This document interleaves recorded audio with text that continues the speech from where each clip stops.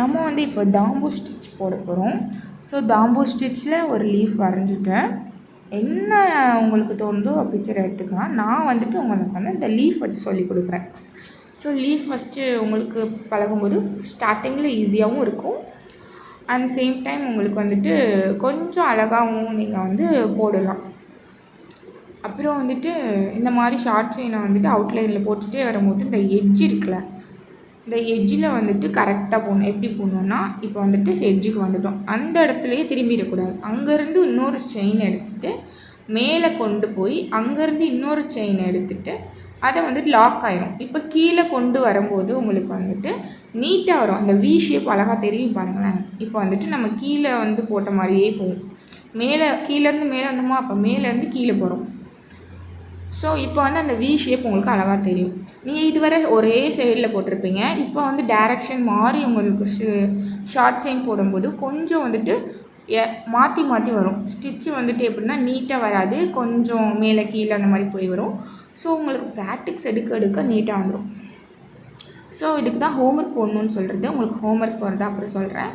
இப்போ வந்துட்டு சென்டருக்கு வந்துவிட்டோம். நம்ம சென்டரில் வந்துட்டு முடிச்சுக்கணும். இந்த ஷார்ட் செயின் ஃபுல்லாக முடிச்சிட்டோமா, அப்போ சென்டரில் ஒரு லைனு, அதே ஷார்ட் செயின் யூஸ் பண்ணி சென்டரில் ஒரு லைன் போடுறோம். ஸோ நீடில் எப்படிலாம் நம்ம யூஸ் பண்ணுறோன்றத நீங்கள் கரெக்டாக பார்த்து போட்டிங்கன்னா நீங்கள் ஒரு வாட்டி வீடியோஸ் பார்த்தாலே உங்களுக்கு புரிஞ்சிடும். எடுத்து உள்ளே விட்டு அப்படியே திருப்பிக்கிறோம். ஸோ அவுட்லைனை விட்டு வெளியே வந்துக்கணும். வெளியே இருந்து ஒரு செயினை எடுத்து அதை அப்படியே உள்ளே கொண்டு போய் அங்கேருந்து ஒரு செயின் போட ஆரம்பிக்கிறோம். இப்போ கீழே பார்த்த மாதிரி போட்டுட்டு போகிறோம். இந்த மாதிரி கீழே மேலே இந்த மாதிரி போட்டு தான் நம்ம வந்து தாம்பூ ஸ்டிச் வந்து ஃபில் பண்ணி முடிப்போம். தாம்பூ ஸ்டிச்னாலே ஃபில்லப் ஸ்டிச், சரிங்களா? அவுட் சைட் போயிட்டோம், அங்கேருந்து எடுக்கிற செயினை உள்ளே கொண்டு வந்துடும். ஸோ இந்த மாதிரி தான் வந்துட்டு போடுவோம். ஸ்டார்டிங்கில் கொஞ்சம் டஃப்பாக இருக்கிற மாதிரி தெரியும், போட வந்துட்டு உங்களுக்கு ரொம்ப ஈஸியாக இருக்கும்.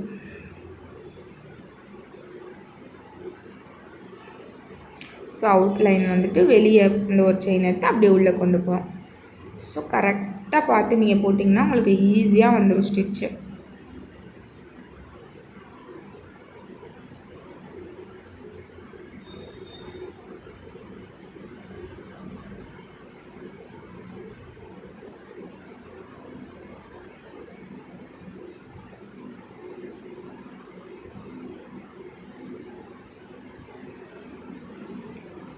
அவுட் சைட் போயிட்டு அங்கேருந்து செயின் எடுத்து உள்ளே கொண்டு வந்துடும்.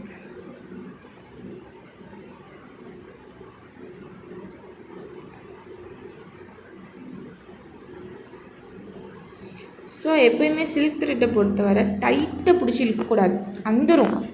வந்துருச்சுன்னா நீங்கள் பின்னாடி திரும்ப வந்துட்டு அந்த இடத்துல நாட் போட்டுட்டு, நம்ம எப்போயும் நாட் போடுவோம் பார்த்தீங்களா, அந்த மாதிரி நாட் போட்டுட்டு அந்த நாட்டை கீழே இழுத்து விட்டுட்டு மறுபடியும் வந்துட்டு ஃப்ரெஷ்ஷாக இன்னொரு த்ரெட் எடுத்து போடுற மாதிரி இருக்கும்.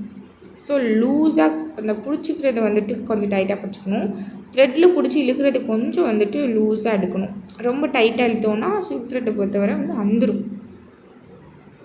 ஸோ அந்த இடத்துல இந்த சைடு முடிச்சிட்டோமா, இந்த இடத்துல வந்துட்டு ஒரு என் நாட் போட்டுக்கிறோம். ஃபஸ்ட்டு ஒரு லாங் த்ரெட் எடுத்துக்குவோம், அதில் வந்து இன்னொரு த்ரெட் எடுப்போம்.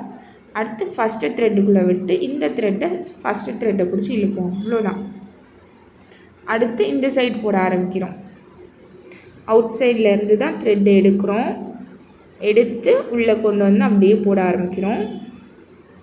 அப்புறம் அந்த சைடு எட்ஜில் முடியும் போது அங்கே ஒரு என் நாட். ஸோ அவ்வளோதான்.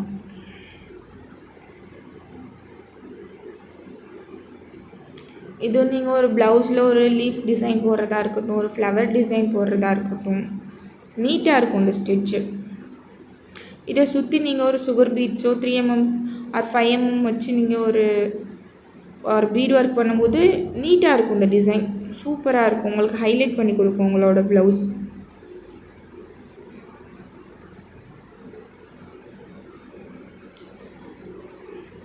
இப்போ இந்த ஸ்டிச்சு போட்டு முடிச்சிட்டோன்னு வச்சுக்கோங்களேன். இந்த எண்டில் வந்து எந்நாட்டுமே போட்டு முடிச்சிட்டோம், அதோடு விட்டுறக்கூடாது. அடுத்து வந்துட்டு இந்த லீஃப்ஸை சுற்றி நீங்கள் இன்னொரு ஷார்ட் செயின் போடணும். அப்போ தான் அந்த ஹோல்ஸ்லாம் தெரியாமல் இருக்கும். பக்கத்துலேருந்து எடுத்து ஹோல்ஸ் குட்டி குட்டி ஹோல்ஸ் தெரியுது இல்லையா, த்ரெட் எடுத்தது, அந்த த்ரெட் ஹோல்ஸ் வந்து தெரியாது. எண்ணாட் போட்டு முடிச்சுட்டு இதை சுற்றி நீங்கள் வந்து இன்னொரு ஷார்ட் செயின் போடணும். ஸோ வந்துட்டு போட மாட்டாதீங்க என்ன, இங்கே வந்து சுற்றி ஒரு ஷார்ட் செயின் போட்டுக்கோங்க. த்ரெட்டை பிடிச்சிட்டு ஃபஸ்ட்டு த்ரெட்டை செகண்ட் த்ரெட்குள்ளே இழுக்கிறோம், அவ்வளோதான்.